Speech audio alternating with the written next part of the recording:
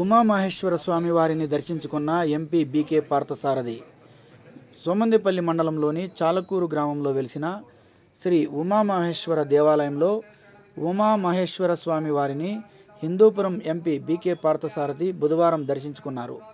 శివరాత్రి పండుగను పురస్కరించుకుని దేవాలయ ధర్మకర్త తంబి వేణుగోపాల్ దంపతులు దేవాలయంలో ప్రత్యేక పూజలు నిర్వహించారు. స్వామివారిని ప్రత్యేకంగా అలంకరించి అభిషేకాలు నిర్వహించారు. స్వామివారి దర్శనం కోసం వచ్చిన ఎంపీ పార్థసారథిని ఘనంగా స్వాగతం పలికారు. ప్రత్యేక పూజలు నిర్వహించి తీర్థ ప్రసాదాలు పంపిణీ చేశారు.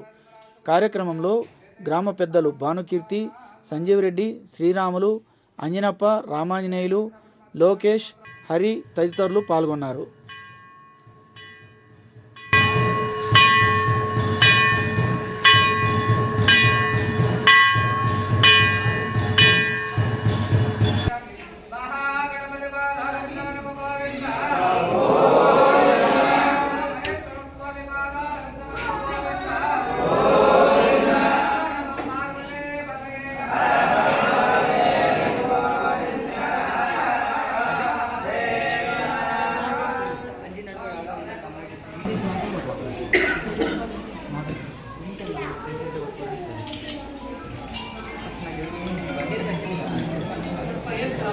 ಎಲ್ಲಾರ್ದು ಅಲ್ಲ ಇವ್ರಿಗೆ ಮಾಡ್ತಾರೆ.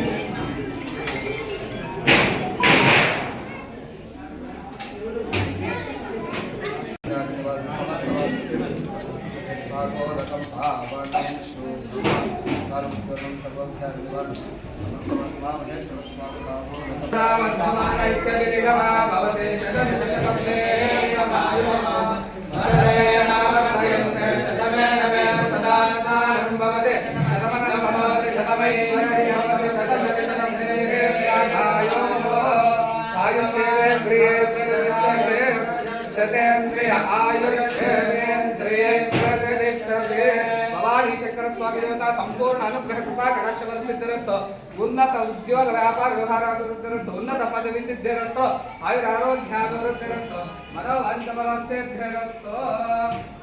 స్వామి దేవత సంపూర్ణ అనుగ్రహ కృపా కటాక్ష బల సిద్ధిరస్తో, ఆయురారోగ్యాభివృద్ధిరస్తో.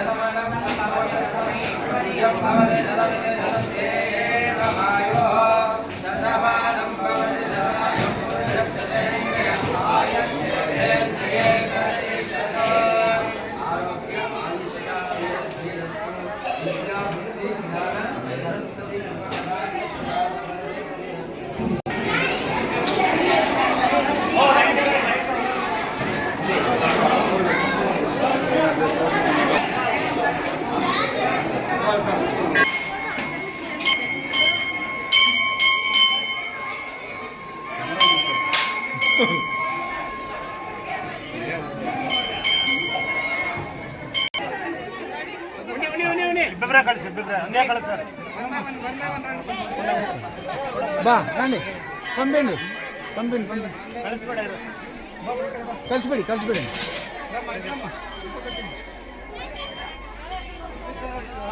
5 మంది సార్, 5 మంది తీసుకోండి.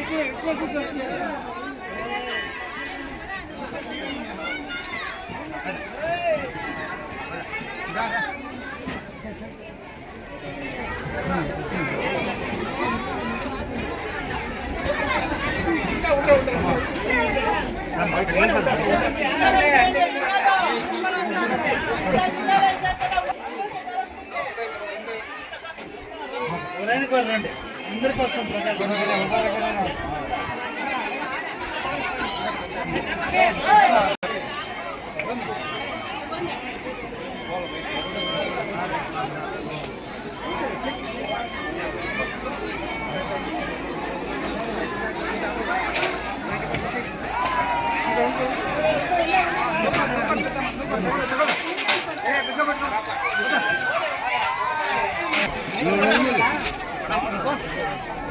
కూర్చో మీరు ఎప్పించుకోండి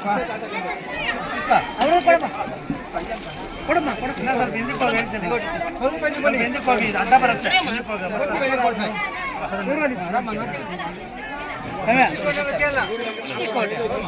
సమయ సమయ సమయ ఇద్దా ఇస్తాడు ఇద్దా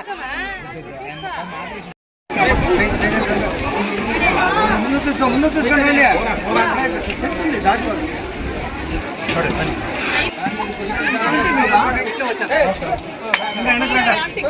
చెప్తాను అటు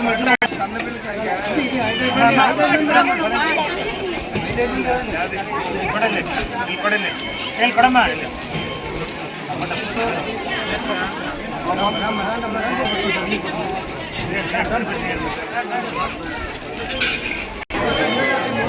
ఐదైదు మంది కలుస్తారప్ప